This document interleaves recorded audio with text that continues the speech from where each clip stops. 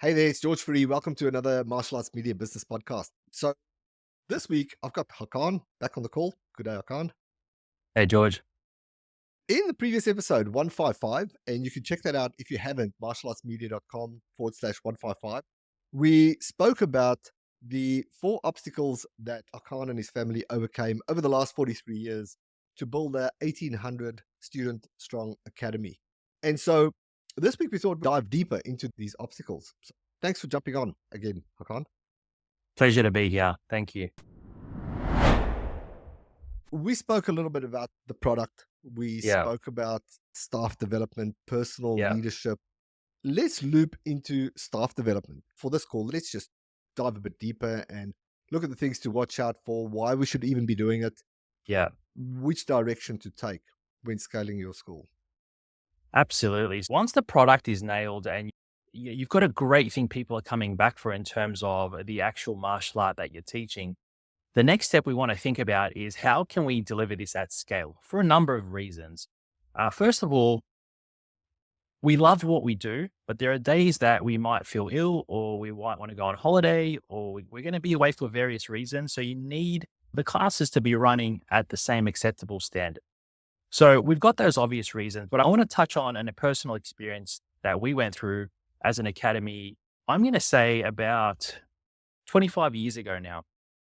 This is back when in our culture, which is, I'm going to touch back on culture in a moment, but our culture of the school was heavily predicated upon how many people we could have represented in the Australian Taekwondo team, and then having those individuals go overseas to represent our school and the country.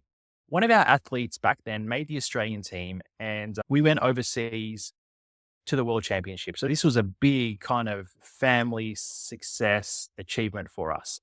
And while we were overseas, the classes were still to be running.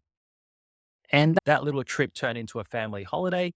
And so the athlete went overseas and it was a great tournament. And then when we returned back from this holiday, we had 13 students left. So we had left the classes with one of our students. Well, when I say we, my father did. I was a really young boy, and we came back to almost zero school with 13 students active. So all the students had just disappeared. And so my father had to then make a choice. Does he just focus on his secure day job at the time, or does he then focus on rebuilding? And it was like a fork in the road moment for him. And thankfully, he kept it up and he went down that path and he kept going. So it was a big learning curve for us at that point. It's number one, which was about the culture of the school, determining what success was. And did we want to be focusing on a small minute of people who actually want to compete in tournaments? Or do we want to adapt the way we do things to be able to be more approachable and be more inviting for people who want to attain the benefits of martial arts? So this was a big kind of learning experience back then.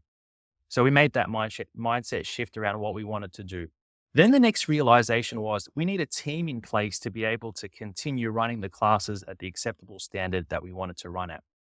The other big learning that we had in our 43-year history here is that the academy name, and I'm not saying this is a bad thing, but the academy name was called Ridvan's Taekwondo Academy, which was after my dad's name, which also meant that anytime my father was not around for whatever reason or was not on the mats, people would be asking for him and he would be the person they'd be coming for. So we made changes around what it meant to run an academy, and we made changes around placing the importance away from certain individuals into the team and the product that we have today. So they were the key initial shifts that we had back then. So why staff development is important, in addition to all these reasons, is that over time, these things are going to happen. But what else is also going to happen is that the cost of living is going to increase. Our supply costs are going to increase. And so in order to stay afloat, growth should always be something that we strive for. And while teaching is a passion for most of us who get into the industry, maintaining that high level of energy when you're focusing on all the other facets of running a business can be a challenge. And so what has to be considered is, in order to maintain that optimal level of energy, that might be when you run classes, you're going to make sure that your energy level is sustained around everything that's involved in running a business.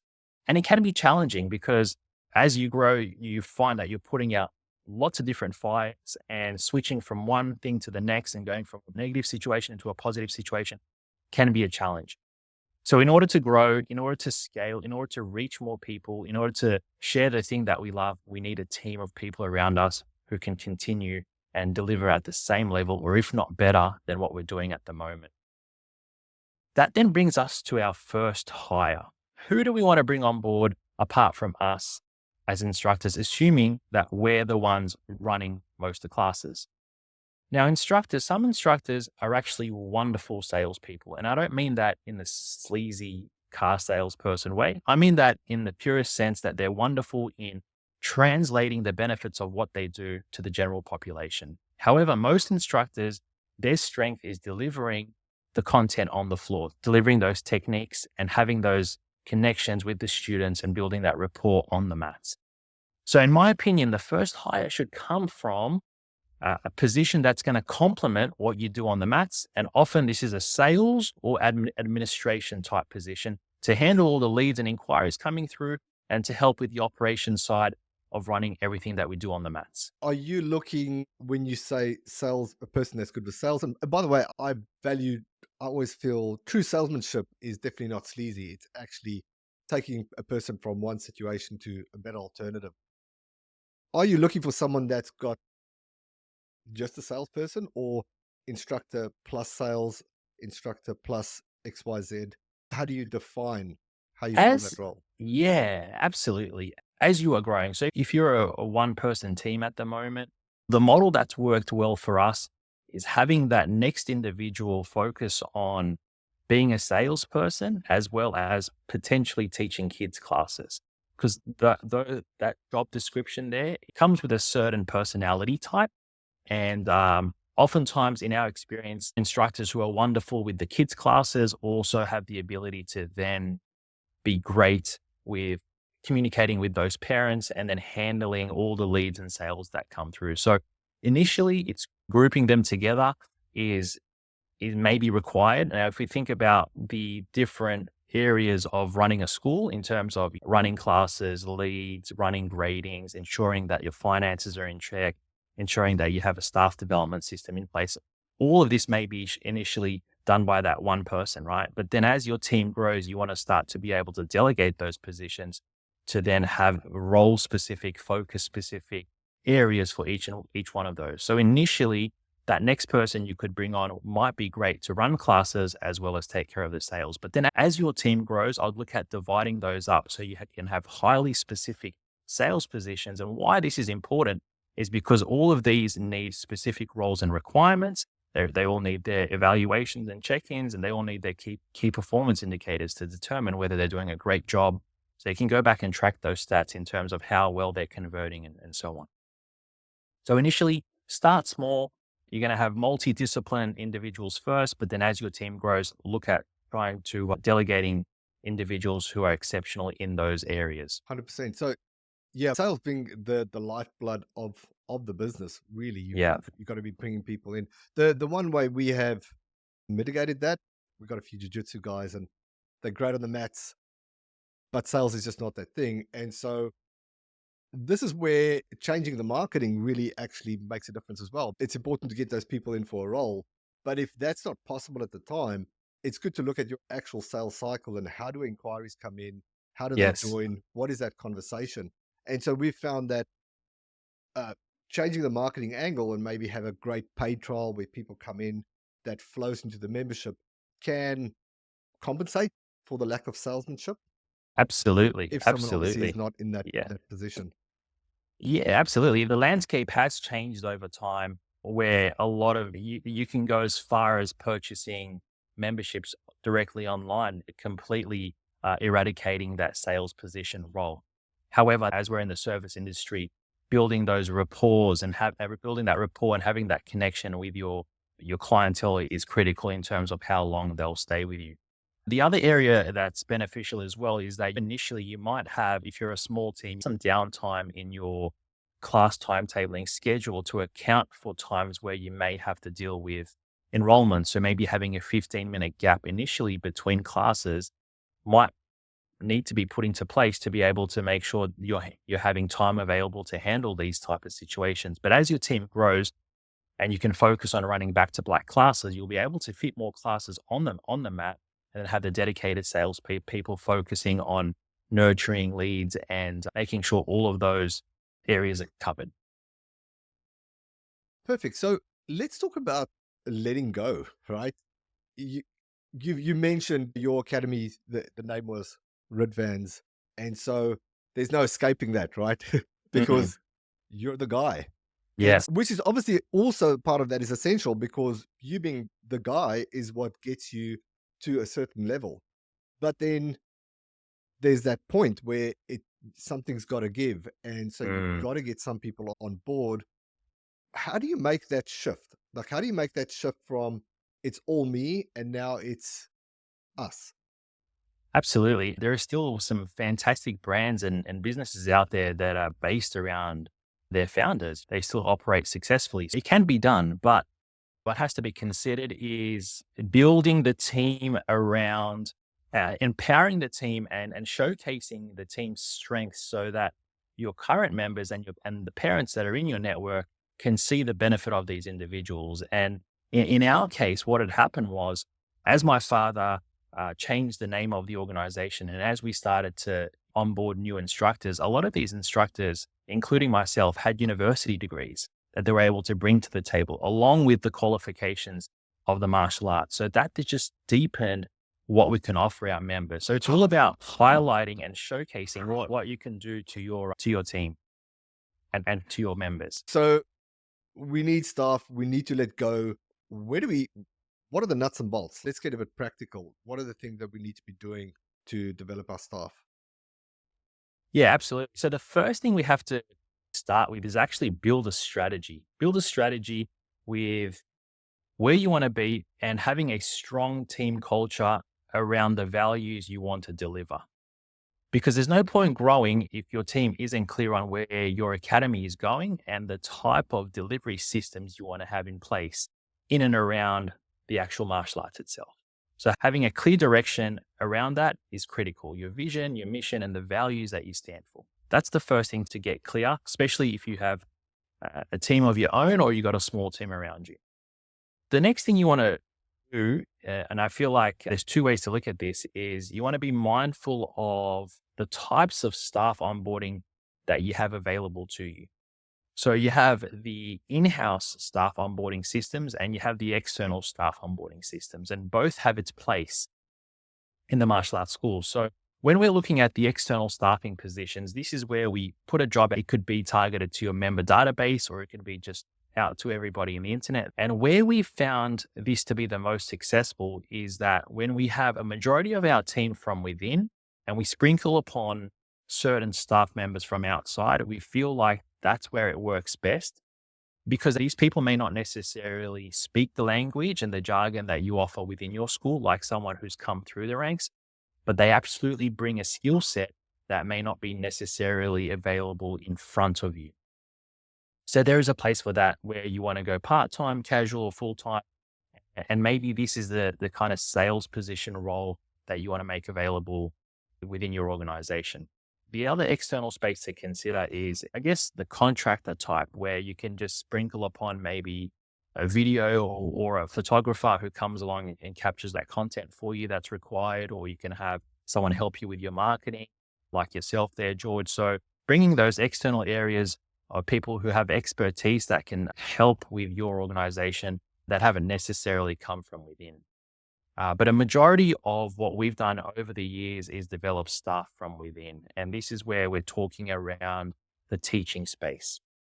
And so what we like to do here is we like to hire for attitude before talent. So we want to make sure that we spot those individuals early, those individuals who just have the knack of being infectious around others. They're extremely positive and passionate around what they do. And that can be as young as 10 years old, right? All the way through to adults. And so what we have in our organization is clear structure from someone who's a volunteer all the way through to a school manager and to different levels in place there. And so we start with what we call our leadership development modules. These are 4 categories in which we take our candidates through. And at the end of this module, when they get through and complete the 4 levels, they then receive a certificate, a leadership certificate. And this is great because not everyone who comes through this module is going to be a wonderful instructor. You either may not have the position available or they just may not be the right fit for you. But at the end of the day, they're receiving something because you've helped build their confidence and given them the traits that's going to then help them in life. And so what we do is we have 2 kind of systems. We have a system where we charge for it. And this is where parents want to put their kids through this system and develop their confidence in becoming a leader. And we give them the skills and drills to be able to empower them to become a leader. On the flip side, if we feel like there is a wonderful student, they may be relatively early in their martial arts journey, we tap them on the shoulder and we provide a scholarship to them into this program. We tell them the value of the course and we help them and give them all the tools available through this course to then become an instructor.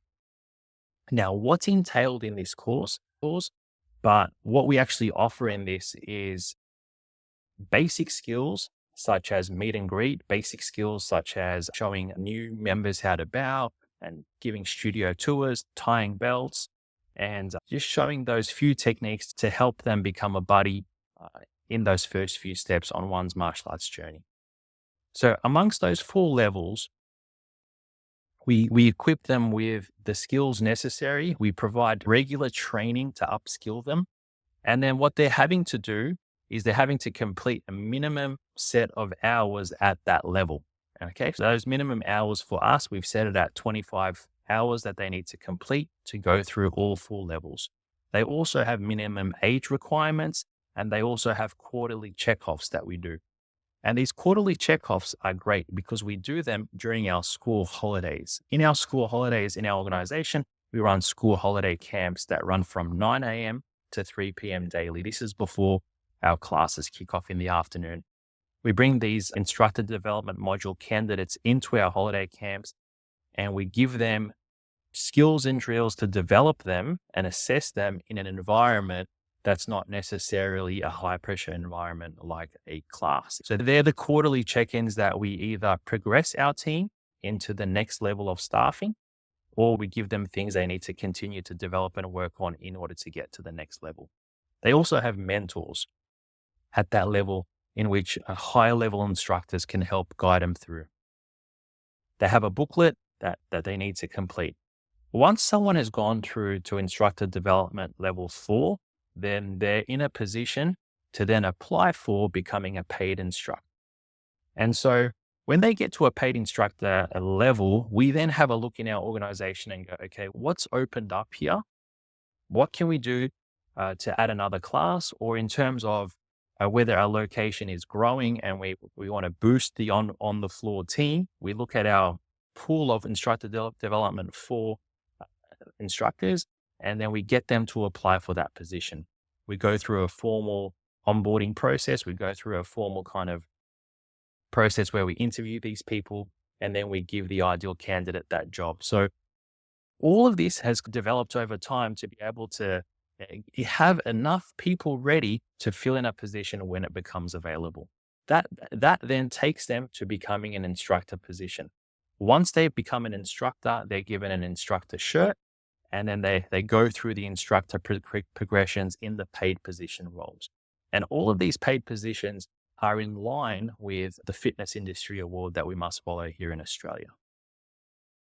So that's the system in a nutshell. Hopefully it's clarified it and it's simple enough, but it's basically a set of requirements, minimum time levels to be able to progress in terms of becoming an instructor.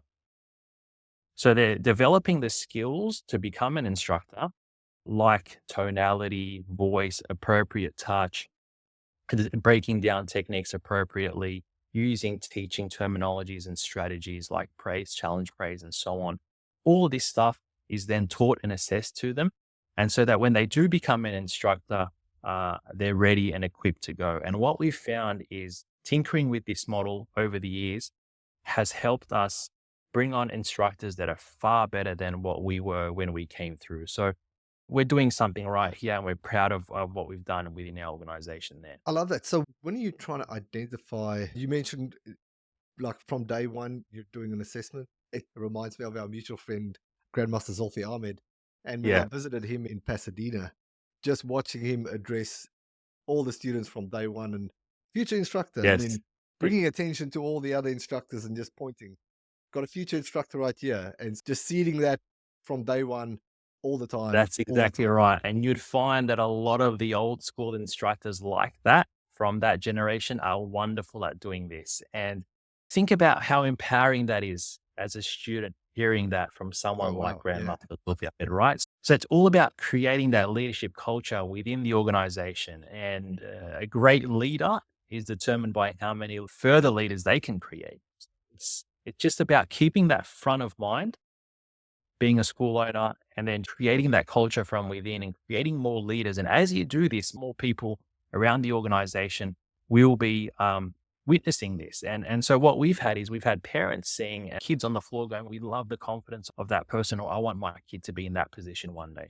So you're laying down the foundations for this to become a seamless process in your school because of the frameworks you've put in place. And yeah, and then adults are much the same. So you could do this for kids and they can be relatively early in their journey. They could be just a few belts in because you're not getting them to necessarily take classes or take portions of classes. You're getting them to feel the ambience of the school, do those meet and greets, do those high fives, just further reinforce all the values that your organization is all about.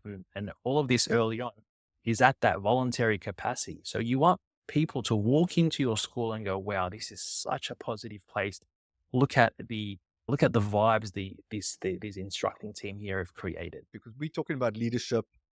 Yeah. We're talking about something that sits above any style of martial arts. But if I think of Yes. guys that might take a little longer to enforce this, would be the Yes. jujitsu guys, because Mm, just the journey it takes to black belt is longer. And again, I think a lot easier for them to get stuck into being the professor that everybody's there for them, and getting staff to take the different classes. For you, and you guys are taekwondo based, but you also have a mm, jiu-jitsu program, you train it as well. mm, What would mhm, you mhm. do, if anything? Is there anything that you would different for that path as a jiu-jitsu academy? It would be the perfect school because the classes and the techniques are structured in a clear way. If we look at a class structure, you might have a warm up, you might have a stretch, you might have a two or three main areas of focus that you want to cover, certain techniques, certain positions, and you might tie that in with a bit of a mat chat at the end or a values component. So when you break down your typical class structure into those categories, you then can start look at inserting certain people to give them the ability to take those areas. And so whether it's a technique or whether it's a warm up component or a stretching component, regardless of the style that you're in, if you're providing consistent class structures, which you should be anyway, providing those clear expectations so that when students walk in, they know what structure to expect. You can definitely change the structure up. So change within the structure, but keep the overall structure the same. Inserting certain individuals and them providing their flair works perfectly, especially in the jujitsu space. Because I've actually seen this work where, let's say, a purple belt is a master at a certain position that they really honed in on. I've seen black belt instructors and professors give them the opportunity, but it's all about empowerment here, right? It's all about empowerment, building that instructor up so that your students are absorbing that information because you've given them the green light as a professor or school owner. So I've actually seen it work really well in that capacity. And that's the first mindset shift that has to happen is in order for me to grow and in order for me to scale what I do, I need to empower people in my network to be able to do more of those classes so I can then focus on strategy. Are there any real practical steps you take to transfer, think of it as a transfer of authority from you to your instructors, and to make sure that they represent this or speak the same language and represent the same values? Yeah, absolutely. This is where regular staff training is critical. So outside of the running of the classes, making sure you have the right measures in place to be able to deliver upon that is critical. So for us, if you look at it at a quarterly basis, every quarter we bring everybody in and we really dissect the quarter that was. And why that works well for us is we operate through grading cycles. So we're able to complete one grading cycle, determine the level of success in terms of the front end and the back end, and then dissect that for the next quarter. We have our monthly staff training. Everybody comes together. There are physical components. We share some of the statistics of each month. We share some of the focuses on what's coming up in the future, but we also tap into certain areas of teaching that we want to hone in on in that month. And that could be the meet and greet component. It could be running small groups within classes. So we focus on a teaching skill that we really want to hone in on the month going forward. When we boil it down to a weekly component, this is where we have our head instructor team, where we meet every week, and this is where we dissect the running of each and every week. So this is where we boil down to how many new enrollments we had, were there any kind of areas of concern, like were there any issues that came up, what worked really well, and what can we do better going forward. So making sure that the week by week is running smoothly. Then we boil it down to each and every day. And this happens at all of our locations where before we open for our members, we get together and we discuss who we're expecting as brand new people. We discuss the curriculum of the day. We discuss maybe certain kids that we want to highlight or be mindful of. So boiling it down to communicating with the team to ensure that the focus is clear for the day through to the quarter, all the way through to the year. In and amongst this, we have role specific meetings that happen sporadically. So there could be a Little Dragons teachers meeting. So all of our Little Dragons instructors can get together and work through an update that the coordinator has felt is necessary. There might be an administration change like we're going through at the moment, and they're having regular meetings and ensuring the CRMs are, and there's regular training around that. We often have sales specific training. So just going through our sales systems and overcoming certain objections that they face. And there's also communication channels that are live throughout each and every day amongst these groups. So in a nutshell, it all boils down to putting in the time to develop your team, give them the tools required, the teaching tools required to be able to deliver on the mats. Excellent. And you were talking about class structures and things like that. Yeah. I guess that we could leave that for a different episode and perhaps look Yeah. at, all right, well, where do we start with the curriculum?